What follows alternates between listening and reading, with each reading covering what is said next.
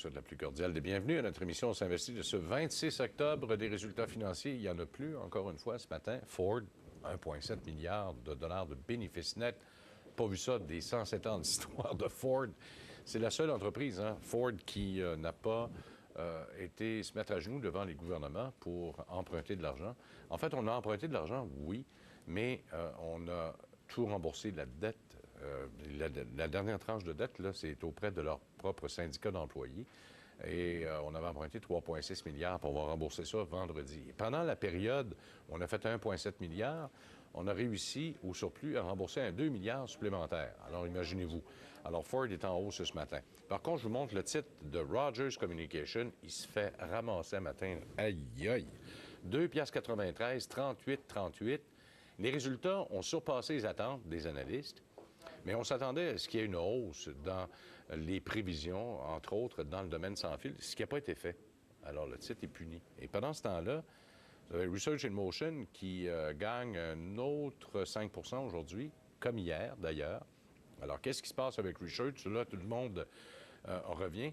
C'est le fameux Playbook qu'on va lancer sur le marché, là, qui va entrer en compétition avec l'iPad au cours des prochaines semaines. On s'attendait à ce qu'il y ait délai encore supplémentaire. Puis finalement, il y a un analyste de chez Jefferies qui a assisté à une démonstration hier, puis il se dit, bien finalement, ça marche très bien, puis il n'y aura peut-être pas de délai. Alors, le titre, là, s'est mis à s'envoler.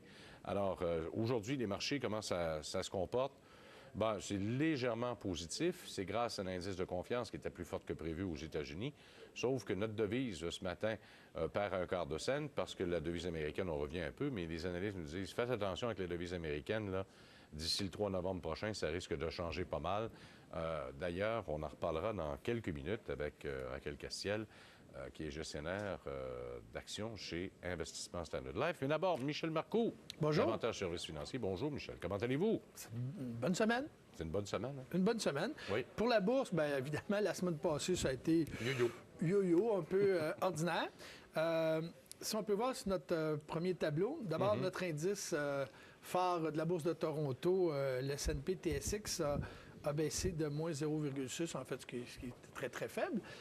Mais à date, depuis 2010, on est quand même en hausse à 7,28 Dow Jones, légèrement en hausse, 0,69 9,10 depuis le début de l'année, quand même une bonne année. S&P 500, 7,80 depuis le début de l'année, 0,61 de la semaine passée. Nasdaq, 0,43 pour 9,27 depuis le début de l'année. Et notre Shanghai Composite, notre indice de la Bourse de Chine, qui a augmenté de 0,13 en une petite semaine. Petite semaine, mais quand même. Je cherchais encore. C'est positif. Moins 9,22. Non, mais il faut regarder ça comme ça. Il faut regarder ça. On monte. Et si on regarde le prochain tableau, ça fait 3 semaines en ligne que nos fonds d'action canadiennes battent notre indice de la Bourse de Toronto. Pourquoi? En fait, c'est que la semaine passée, les fonds de ressources n'ont pas connu une très bonne semaine. Et on sait que notre indice de Bourse de Toronto, presque 50 je pense, ressources et énergie actuellement. Et les fonds, règle générale, les gestionnaires, parce que c'est une gestion active, ne vont pas calquer un indice et ils vont sous-pondérer, surpondérer certaines... Alors, on voit que dans certaines occasions, finalement, les fonds... Ça fait 3 semaines en ligne qu'on voit les indices. Je vais me péter les bretelles cette semaine. Bon, c'est bon. Et ça va faire monter la moyenne parce qu'on dit tout le temps qu'il y a à peu près 20 des fonds qui battent les indices. Le reste ont de la misère. C'est ça. Ça fait 2 jours de fil qu'on se fait dire ça, là. Bon. Ah oui. Fonds d'obligation. On en a parlé un peu hier. Fonds d'obligation en hausse de 0,4 Fonds d'action américaine, 1,6 Action internationale, 0,8 aussi, une très bonne semaine. Fonds équilibré, 0,4 Fonds d'action canadien revenu, qui est nos fonds de dividendes, à 0,4 aussi. Fonds de ressources naturelles ont baissé, moins 0,4 Et les fonds de métro-PCE ont baissé de moins 2,8 Ça, c'est la faute de l'or, ça. C'est la faute de l'or. Alors, ça a été plus ou moins une bonne semaine à ce niveau-là. Maintenant, dans les fonds les plus performants, si on regarde de la semaine passée, Dynamic Power, marché émergent, plus 4,11. Ça, les gens qui aiment les sensations fortes, vous savez, on voit souvent de vos auditeurs qui achètent des petits penny stocks, qui ne savent pas trop où ça va et tout ça, puis qui savent des fois pas pourquoi ils les ont achetés non plus. Tout ce qui est la compagnie de fonds Dynamique a une famille de fonds qui s'appelle Power. C'est des fonds qui sont très, très volatiles, mais vous risquez moins qu'au casino. Puis vous risquez probablement moins que dans certains cas, dans des petits penny stocks qui font de l'exploration. C'est une famille de fonds qui est excellente. Évidemment, quand le marché baisse, ça baisse beaucoup parce que c'est très volatile. Par contre, quand le marché va bien, c'est vraiment une famille de fonds. Power, là, c'est vraiment des fonds qui se démarquent. Très intéressant. Je vous dirais que presque aveuglement, vous pouvez les acheter. Mais ça ne s'adresse pas à tout le monde, on s'entend. Sauf, comme je vous dis, au lieu d'acheter un penny stock, je pense que vous allez être mieux servi avec ça. Ils ne doivent pas trop être corrélés avec la bourse de Shanghai. Pour réussir à faire plus 4 non, là. C'est assez intéressant. Ils prennent des grandes positions. Ils sont très, très actifs sur le marché. Intéressant. Au Québec, 30 jours, le fonds le plus rentable a été CIBC Ressources canadiennes, 11,24 ce qui est énorme. Évidemment, la semaine passée n'a pas été une bonne semaine. Oui. Moins performant la semaine passée, Dynamique Métro Précieux, moins 5,76. Dynamique catégorie aurifère stratégique, moins 5,2. Et le moins performant depuis 30 jours, c'est Dynamique Métaux Précieux, moins 5,32. Fait qu'on se voit que dans cette catégorie-là, ressources métaux précieux, des fois, on a les extrêmes. Hein? Il y a des gestionnaires qui réussissent une très mauvaise semaine, très mauvais mois, et le contraire, on va retrouver d'une autre compagnie de fonds. Alors, intéressant. Puis des fois, c'est des petits stocks. Hein? Alors, des fois, il y en a un qui se démarque. On ne sait pas toujours pourquoi, mais ça arrive. Bon. Les nouvelles. Oui. En fait, on va commencer une petite citation de M. Templeton qui disait qu'il faut toujours éviter ce qui est populaire. Quelle que soit la méthode pour sélectionner un titre, lorsqu'il devient populaire, changez. Alors lui, ce qu'il dit, tout ce que tout le monde s'en va à gauche, vous regardez donc à droite.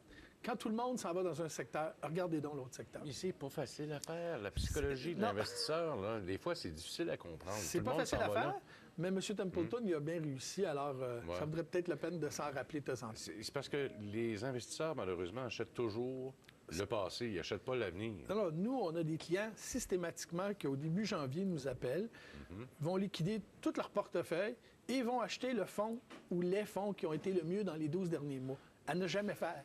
Jamais, jamais. Mais il y a beaucoup de clients qui font ça depuis des années. Et la semaine passée, c'est vrai, on a parlé de livres avec votre autre invité.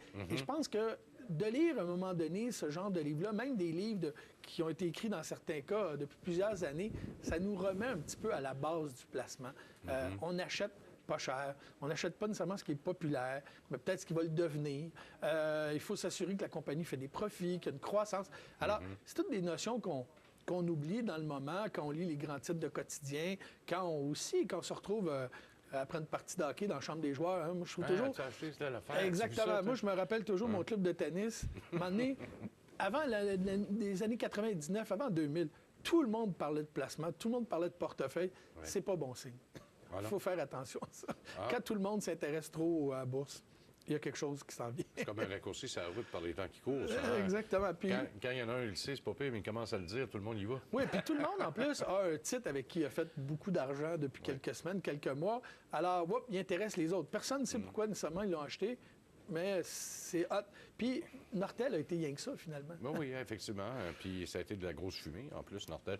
Mais c'est parce que les gens cherchent le coup de circuit tout le temps. Et les coups de circuit, là, on juste à regarder les matchs de baseball. Il n'y en a pas toujours. Puis l'Auto-Québec, tant qu'à ça, c'est un gros coup de circuit. Et voilà. Ce qu'il y a à vérifier cette semaine, il y a une compagnie de fonds qui s'appelle Dynamique qui a annoncé qu'ils avaient baissé leurs frais de gestion des fonds monétaires. Et je me suis mis à regarder ça un petit peu ce matin. Et les fonds monétaires, l'an dernier, ont donné un rendement de 0,1 1 dixième d'1 c'est très faible, finalement, c'est rien. Il y a des fonds monétaires qui ont des frais de gestion encore de 0,8 8 dixièmes d'1 Donc, la compagnie de fonds a fait l'année passée, dans certains cas, 10 fois plus que vous. 8 fois plus que vous, excusez. Alors que quand même, les fonds monétaires, on en a parlé quelques fois, ce n'est pas un bon produit actuellement, sauf si vous avez des sous vraiment, que vous avez un achat à faire important d'ici 2-3 mois. Mais il y a quand même des compagnies de fonds qui ont des fonds monétaires, que les frais de gestion sont plus raisonnables, style à 0,15, 0,20 et les principales banques, les grandes banques canadiennes en ont des assez intéressants.